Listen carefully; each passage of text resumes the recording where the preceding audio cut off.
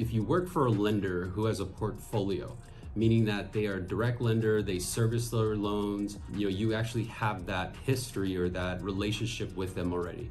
I believe that's the highest converting type lead. Second to that, in my opinion, is mailers.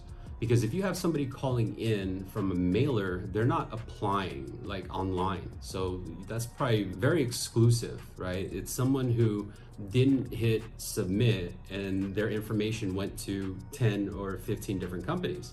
And so you're not necessarily competing, but your copy, which is the marketing advertisement, has to really be dialed in.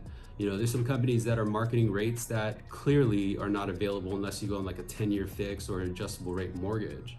And so that could really deflate the loan officer because they're calling in saying, yeah, I'm calling in about 3% or this 2.99. And emotionally, as an originator, we can tend to get fatigued and frustrated based on that because we know that there's no way this person can get a 30-year fix at 3%, even probably an ARM, which is an adjustable rate mortgage. There's, two faces or two sides to this. Number one, it's our own perception. And then number two, it's understanding your audience, knowing how to read the room is what I'm saying.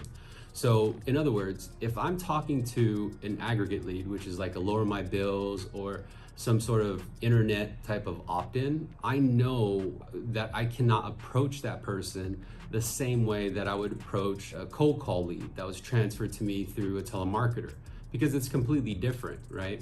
So they inquired the person online, whereas the customer service live transfer from an outbound call was not expecting anything, right? They weren't in any need. We contacted them, and psychologically, the person who is receiving the initial contact, they're actually a little bit more empowered, right? So like when you call somebody, the other person has something you want.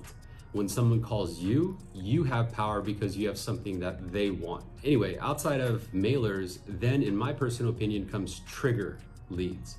Trigger leads are basically someone who did a credit inquiry for a mortgage loan application. And the reason why those are just about as solid as like a mailer or portfolio lead is because those people are already in motion. There's an interest, there's a need, so much so that a lender pulled their credit. But it all depends on how you approach them. So if you don't know how to approach them, you want to make sure that you absorb, some of the content that I have.